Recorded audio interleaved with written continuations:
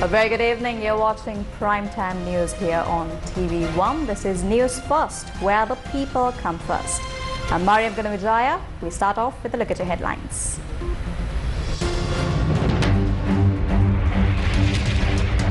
President stresses need to address medicine shortages and rising medicine prices. Supreme Lanka Coalition, chaired by Bimal Veeravansa, launched. අපි අද උත්තර ලංකා සභාවේ පිහිටුවන්නේ ඓතිහාසික තත්ත්වයන් නැමැති ගර්භාෂය තුල වැඩෙන ඒ නව සුජාත උත්පත්තියට අවශ්‍ය කරන ශක්තිය දෙන්න මිසක් ඒ උත්පත්තිය වළකන පිළේ නියෝජිතයෝ වෙන්න නෙවෙයි. IMF chief pleased about Sri Lanka's staff level agreement. Harsha De Silva requests President reveal conditions in IMF agreement. රාජ්‍ය මුදල් කාර්ය සභාවේ සභාපතිවරයා ලෙස මම ඒ තීරණ වාගයක් ගන්න මට වගකීමක් තියෙනවා මේ රටේ මිනිස්සු වෙනුවෙන්. What happened in Sri Lanka will not happen in Bangladesh. A statement from the Bangladesh Prime Minister. Gotabaya Rajapaksa's vast experience must be shared, says SLPP MP Anuruddha Jayaratne. On to your lead story tonight, Sri Lanka President Ranil Wickremesinghe has stressed the need for an urgent system to resolve the difficulties faced by the people due to the shortage of medicines and the rise in the price of medicines. The report of the three-member committee appointed by the Government Medical Officers Association, or the GMOA, to look into the shortage of drugs in Sri Lanka was handed over to the President at the President's office on Saturday the 3rd. According to a statement issued by the President's Media Division, this report was handed over during a special meeting between the Government Medical Officers Association and the President on Saturday, and the problems faced by the health sector and doctors were discussed at length. The President's Media Division said representatives of the GMOA pointed out that there is a shortage of medicines and insulin for cancer patients, and steps should be taken to resolve the problem as soon as possible. The PMD statement went on to note that the need for a proactive decision by the government to provide some relief for essential drugs and the problem that may arise from patients avoiding taking drugs or increasing visits to government hospitals due to the increase in drug prices were discussed at length during the meeting. During the meeting, the President had also said that he will discuss with the World Bank and the International Monetary Fund about other needs in the health sector, including medicines. According to the PMD statement, the President had also pointed out the need to expand and develop the facilities of the Colombo National Hospital, the Kalabovila Hospital and the Sri Javardhanapur Hospital, as well as the need for policy change in the entire health sector. Chief of the International Monetary Fund, Kristalina Georgieva, has said that she is pleased that the IMF staff and the Sri Lankan government officials have reached a staff-level agreement to support the country's economic policies. The Sri Lankan government and the IMF reached an agreement for a 48-month extended fund facility of $2.9 billion recently. Writing on Twitter, the head of the IMF said, quote-unquote, "This is an important step forward for Sri Lanka." Political parties and trade unions emphasized that the government must reveal details of its staff-level agreement with the IMF to the public. The government has signed a staff-level agreement with the IMF. We have not been briefed on the terms and conditions of this agreement. The government is quite pleased as they are able to reach a staff-level agreement with the IMF. However, the people are still unaware of the terms and conditions of this agreement. We have fallen to this state because of the wrong economic decisions taken by the Gotabaya Rajapaksa regime. The IMF and the entire world have acknowledged that Sri Lanka is run by a bunch of rogues. They are demanding we put a stop to this corruption. What is the way forward? We will have to implement new laws. We have to punish those who looted public funds. But will President Wickremesinghe do that? Will his deputies stand by him if he goes on to punish the wrongdoers? This has already caught international attention. The IMF is demanding we do what is necessary. It says we must bring back Sri Lankan funds that have been hidden in offshore accounts. That is what it says. But we can't do that when they welcome them with open arms. This is a double game. No one knows what goes on except for the President and the Cabinet of Ministers. This has not been passed in Parliament. As the Chairman of the Committee on Public Finance, I will take action if this agreement is not presented to Parliament on Tuesday. I will not reveal what decision I will take in this forum, but for the sake of the people, we cannot allow the government to move forward according to their own whims and fancies. I have been entrusted with that responsibility. According to the Constitution, the chairman of the Committee on Public Finance in Parliament has a responsibility on these matters. Let's see what happens. We demand that President Wickremesinghe present this staff-level agreement with the IMF to the Parliament immediately. There's no point in having any sort of discussion otherwise. මම ඒ තීරණ වාගයක් ගන්න මම දැන් ඒක මෙතන කියන්න සූදානම් නැහැ. නමුත් මට වගකීමක් තියෙනවා මේ රටේ මිනිස්සු වෙන්නේ. What secrets were discussed at the IMF meeting? How will Sri Lanka tackle IMF outlined economic reforms? And what measures are being taken by the central bank to resolve Sri Lanka's economic crisis? For answers to all these questions and more, you can watch a News First Face the Nation exclusive with Governor of the Central Bank of Sri Lanka, Dr. Nambala Veerasinghe, tomorrow night at 9:30 right here on TV1 and News First digital platforms. Moving on, Bangladeshi Prime Minister Sheikh Hasina says Bangladesh only takes loans for projects that will benefit the people of Bangladesh and are extremely cautious on the manner in which the government spends. Speaking to ANI, the Bangladeshi Premier says because of that, Bangladesh will never face a situation like Sri Lanka. Yes, there are some people, they raise this issue, oh, Bangladesh will be Sri Lanka, this and that. But I can ensure, no, that will not happen, because all our development plan, what we prepare and we implement, always we see that what would be the return, how people will be beneficiary. Otherwise, I don't take any project with just spending money. No, we will spend money, we will take loan, but after completion of this project, what will be our return, how our economy will develop and the people will be beneficiary. That is our priority.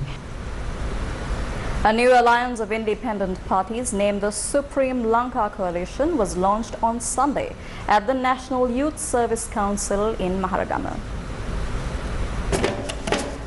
The National Freedom Front, the Democratic Left Front, the Lanka Samasamaja Party, Pivithuru Helaurumeya, Sri Lanka Communist Party, Vijayadharani National Council and the Yuthukama National Organisation are members of this alliance. Several ambassadors and diplomats attended the event. Member of the Freedom People's Congress, Dalasalaha Peruma, and other SLPP MPs who joined the opposition as an independent group attended the event. The leaders of the alliance constituent parties signed a policy statement.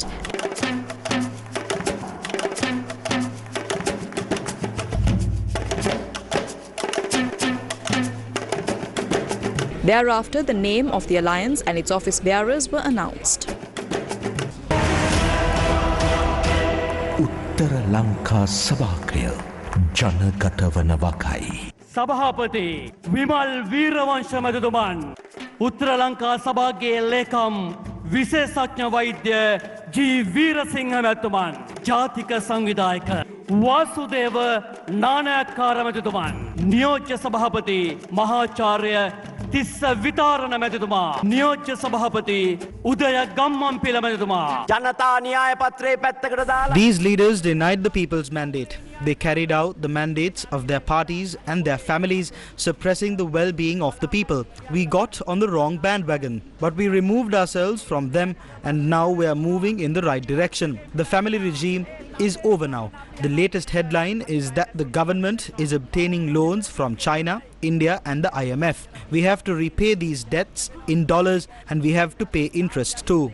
What we should look for are investments. Sri Lanka is a part of an economic region 9 times its size. We are part of a continental sea that is 23 times the size of Sri Lanka. Neither the government nor the opposition have any plan on getting down foreign investments to utilize these resources. ආණ්ඩුවටත් නෑ විපක්ෂයටත් නෑ කාටවත්ම නෑ මිත්‍රවරුනි. බදු ගෙවන්නේ කොහොමද?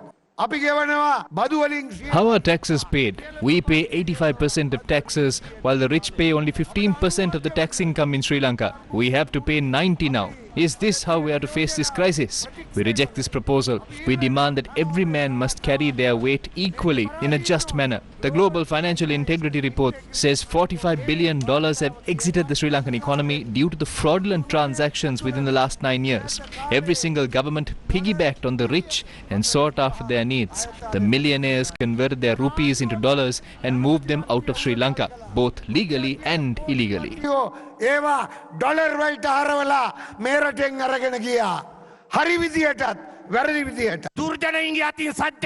The people of this country will make the strong weak and the weak strong. Families will not rule this country any longer. 80% of Sri Lanka's commercial debt was obtained by the Yahapalane government. The Prime Minister at this time is now President. The patient has now become the doctor. The biggest criticism we have for the Gotabaya Rajapaksa government is that it had no vision to foresee and find solutions for the challenges we were to face as a country. They were fooled by P.B. Jayasundara and the Rajapaksa family, especially Basil Rajapaksa. He ruled this country, but his main focus was his retirement in America and his family. That is what led to this downfall. The Supreme Lanka coalition is emerging at a time when not just the country, but the world is also transforming. Asia is transforming itself to lead the world. We are ready to lead Sri Lanka to rise with the rest of Asia.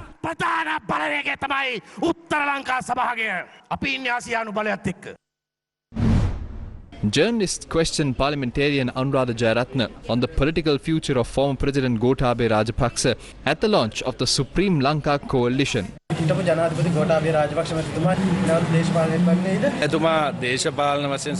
has not informed any of us that he will be engaging in active politics. I don't think that he will re-enter active politics, but he is one of the presidents who has the most experience in Sri Lanka during his term of about 2 years.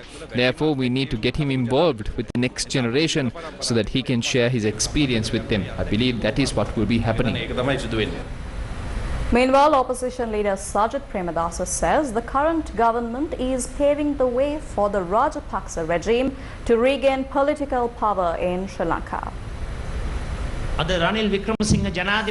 What is he doing today? He is paving the way for the Rajapaksas to regain political leadership in the country. He is betraying the voice of 22 million people. We will not allow that to happen. We must defeat the despicable suppressive culture of this political leadership which was on display during the incidents such as Ratupaswala incident. What did the Rajapaksas do when the fishermen took to the streets demanding fuel? What took place was suppression and murder. The only difference now is it's the Rajapaksa shadow government calling the shots through suppression.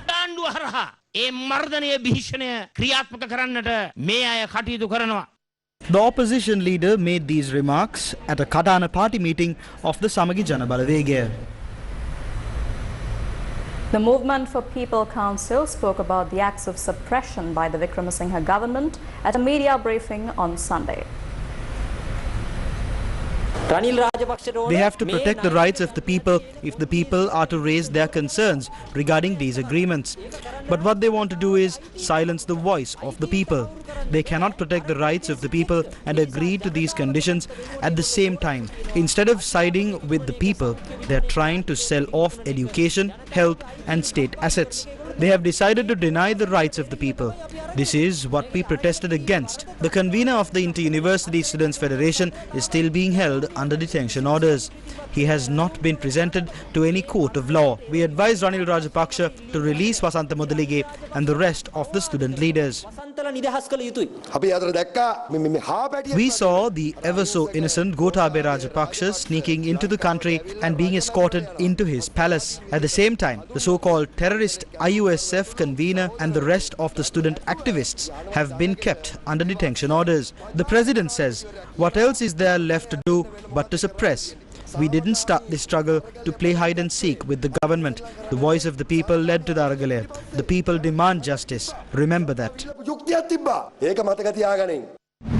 A delegation headed by Foreign Minister, President's Council Ali Sabri is due to leave to Geneva tomorrow to attend the 51st sessions of the United Nations Human Rights Council sessions. The delegation includes Minister of Justice, President's Council Vijayadasa Rajapaksa and officials from the Attorney General's Department and the Foreign Ministry. The 51st session of the Human Rights Council sessions is due to begin on the 12th of this month. Foreign Minister Ali Sabri said that intervention of external parties in domestic matters of Sri Lanka will be rejected at the sessions. The minister further added solutions to the internal issues in Sri Lanka will be found through a domestic mechanism. The minister is due to address the 51st sessions of the Human Rights Council on the 12th of this month. A series of shootings have been wreaking havoc in many parts of Sri Lanka. Details of this story and more is coming up after this short commercial break. Stay tuned.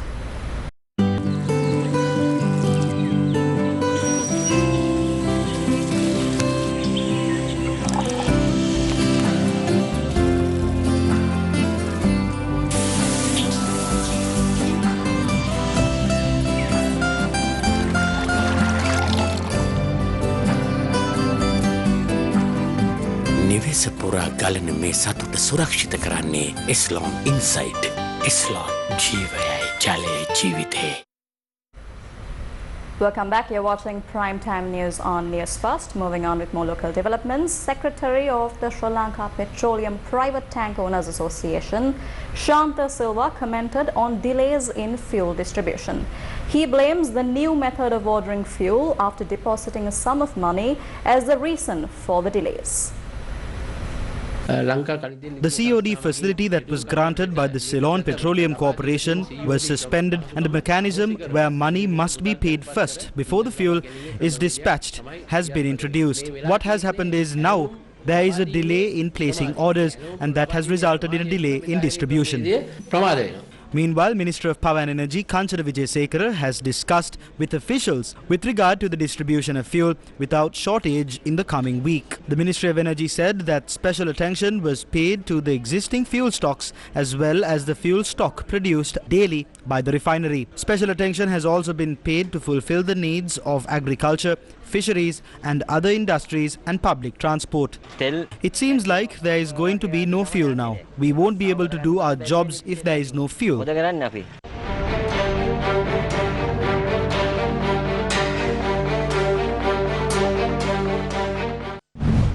price of a litro gas cylinder that was increased on several occasions before will now be reduced between 100 rupees to 200 rupees. This is based on a decision taken by the Litro Gas Company. Its chairman Mudita Piris said that the price reduction will be implemented from midnight tomorrow. He further stated that the new prices are currently being calculated. Small-scale industrialists are facing a severe crisis due to the increased electricity and water tariffs despite prices of gas cylinders coming down. Since the first, water bills increased by 300%, electricity tariffs increased by 89% and by 200% for households, and the telecommunications fee increased. All these charges are on the shoulders of the people.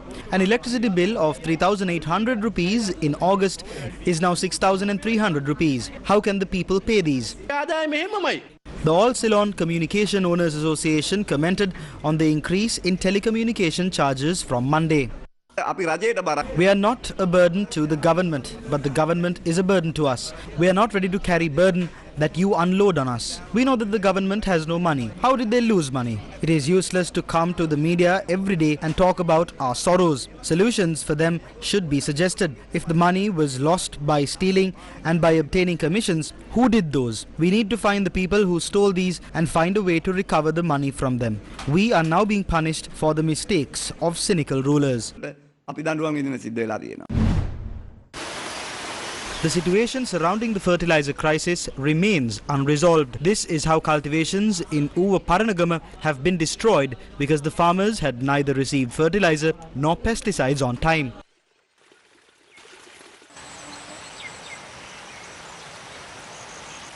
Farmers say that there have been cultivations for which they had invested large sums of money have completely failed. Fertilizer is expensive, there is no urea. The shortage of chemical fertilizer is the reason for all of this. It is good if they can issue fertilizer for the Maha season on time. Each and every department from every industry wastes so much money, but they don't have 5 cents to spend on the farmers. Sri Lanka was a land where the kings of the past worked to ensure that not a single drop of rainwater flows to the seas without being of use to man. However, times have now changed. This sentiment is far from the ground reality today. There are people in Sri Lanka who are unable to even find a drop of water to quench their thirst. The people living in Galembindunuveva, Anuradhapura have been facing severe shortages in clean drinking water for many years now. Around 200 families live in this village. Many of them are already suffering due to kidney-related ailments. My father, my uncle and my grandfather lost their lives due to kidney diseases. We are extremely worried about ourselves as well because we don't know if we are already kidney patients.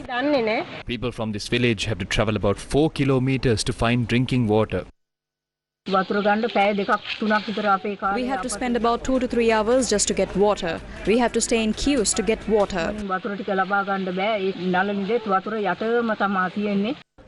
The situation at Dharmapalagama in Matugama is also the same. Around 150 families live here and they do not have access to clean drinking water within the village. The people of Dharmapalagama are forced to get water from a privately owned well in a nearby village. During the days that it rains, we keep all our bowls and buckets outside just to gather some water for us.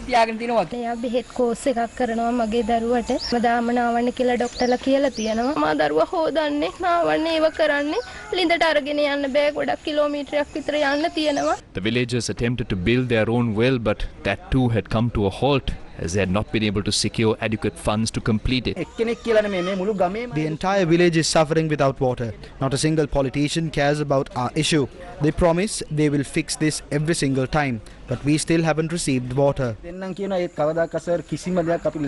Access to clean water has been identified by the United Nations as a fundamental right by a resolution back in the year 2010. In a country as bountiful as ours, why do our own people continue to suffer without being able to have access to clean drinking water? News First with the people. Miss, you are next. Your letter still hasn't come in, no? I really want to help you, so let's fulfill each other's needs. Come here alone after 5. If you come, so will the letter. Sexual bribery is a crime. Your rights have no conditions. Call 1954 to report any instances of sexual bribery to the Commission to investigate allegations of bribery or corruption. The number of shootings reported in Sri Lanka continues to rise with each passing day. Another such incident was reported from Thalgaswala Pitigala on Saturday.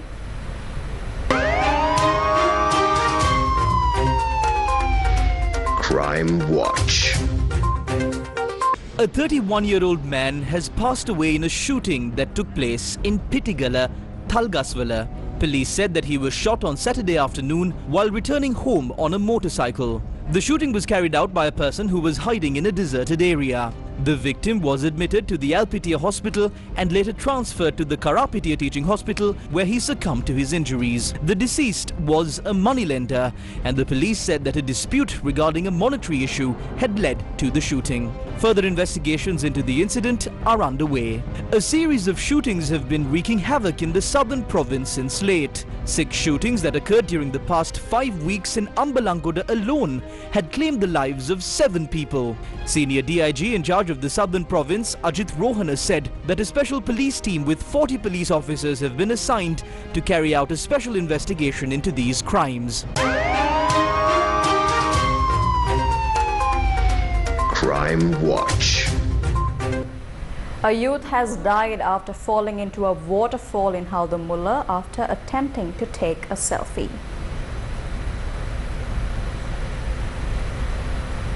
Meanwhile, an SUV that was driven at excessive speeds had rammed into a wall of the Naga Viharasthanaya.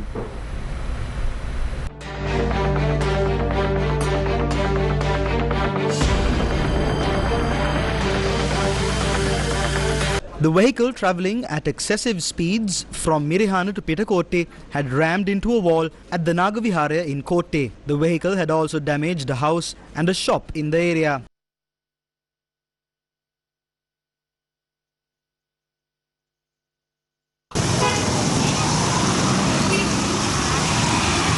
The driver of the vehicle was 21 years old. No one was injured in the incident. Police investigations into the incident are underway. With the increasing number of vehicles on the streets, the role played by police officers on the road is of paramount importance. This is a look back at the service rendered by these police officers on the occasion of the police department celebrating 156 years of service to Mother Lanka.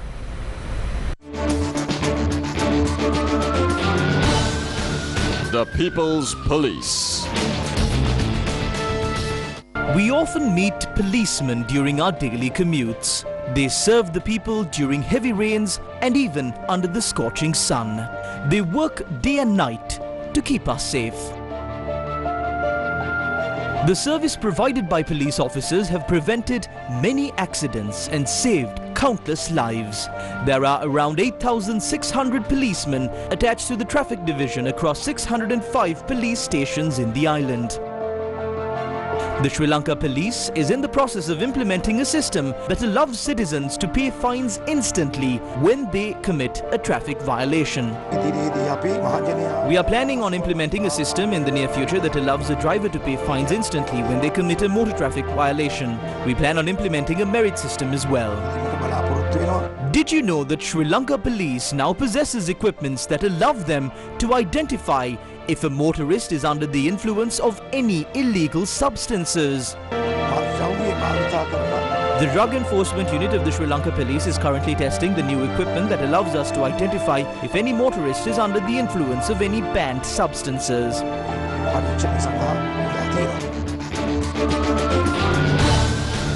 The People's Police. The third phase of the Divi Savia program, supported by LOLC Holdings, continues its efforts to help the worst affected by the economic crisis in Sri Lanka. Today marks the 30th day of the program's third phase. Essential food packs were distributed to poverty-stricken families in 3 separate areas of the Jaffna district today. Under the Divisavia program, essential goods are being distributed to low-income families facing serious financial difficulties across Sri Lanka.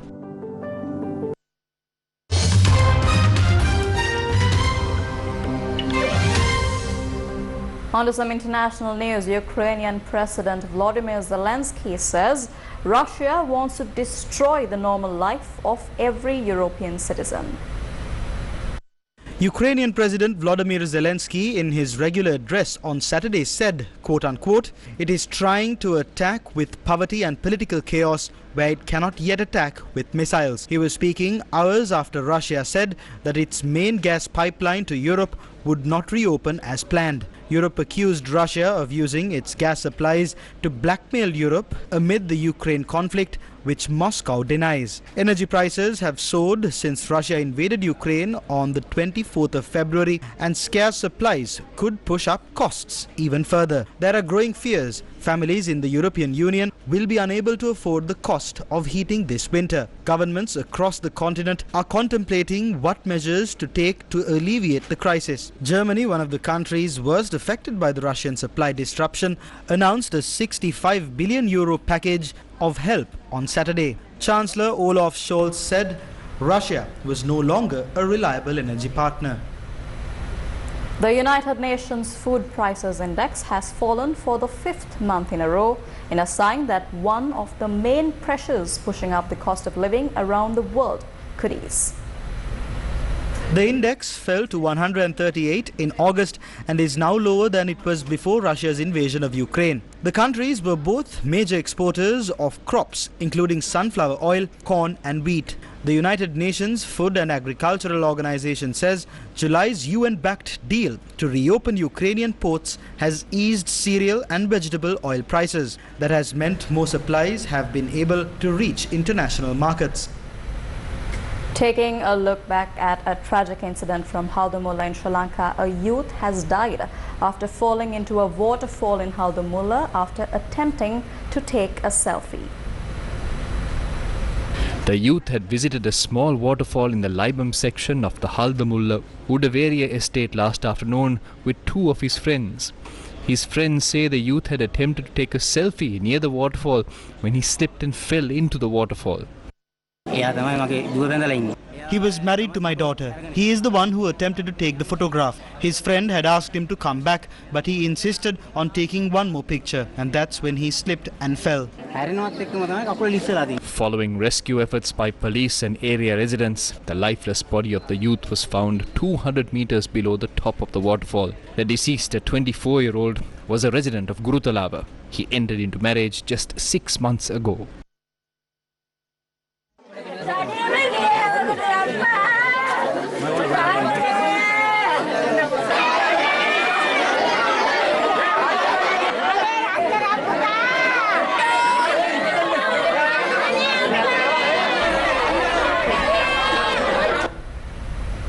The people from a village in Kampale decided to take matters into their own hands and build a road which has been dilapidated for many years. Despite reaching out to many officials over the years, no one came to assistance.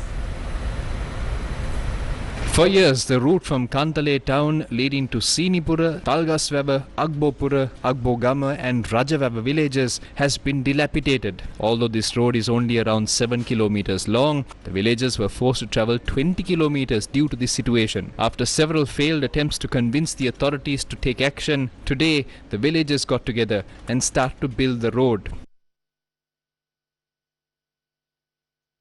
For 6.5 years, we tried reaching out to every authority possible. Not a single official considered the matter. Finally, we decided to go from house to house, collecting in diesel cans, and today the people of the village gathered to build this road. The problem, which has not been solved for years, was finally resolved because the people came together. That is the lesson the people of Kantale taught the entire country today.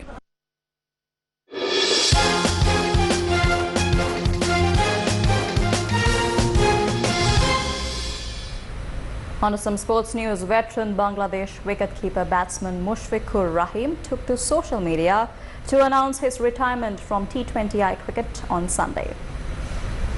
In the post, Mushfiqur Rahim explained the reason behind his decision to retire from the shortest format, as he wants to focus on tests and ODIs going forward. As a result, Rahim, who has represented Bangladesh in every T20 World Cup since the inaugural edition, will not be available for the marquee event next month in Australia. He also added that he will be available to play franchise league cricket. The decision comes after Bangladesh crashed out of the 2022 Asia Cup without a win against their names. This comes as a second blow to Bangladesh heading into the T20 World Cup. Earlier this year in June, experienced opener Tamim Iqbal too retired from T20s to concentrate on the longer formats. And that's a wrap of your news for tonight. Good night and take care.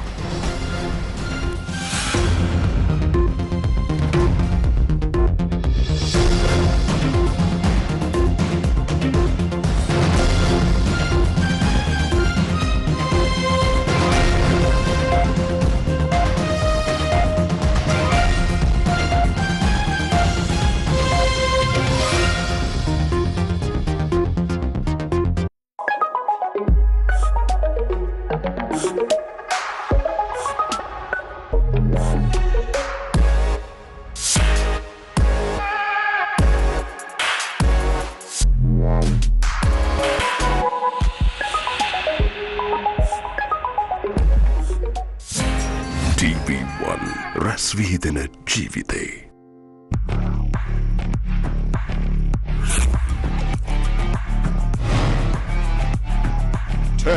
Questions. දෙමළ ජාතික සන්ධානය අද සම්පූර්ණයෙන්ම වෙනත් රටක කැමැත්ත හැටියට ක්‍රියා කරන පක්ෂයක් හැටියට කාරු වෙලා තියෙනවා. කතරට තුරේන රටක. අද දෙමළ ජාතික සන්ධානය ගොඩක් දුරට වෙලා අපිට තියෙන චැලෙන්ජ් එක ඒක අපි ගන්න. ඇයි ඕන් ඉන්දියාව කියන එක මොකක්ද අවශ්‍ය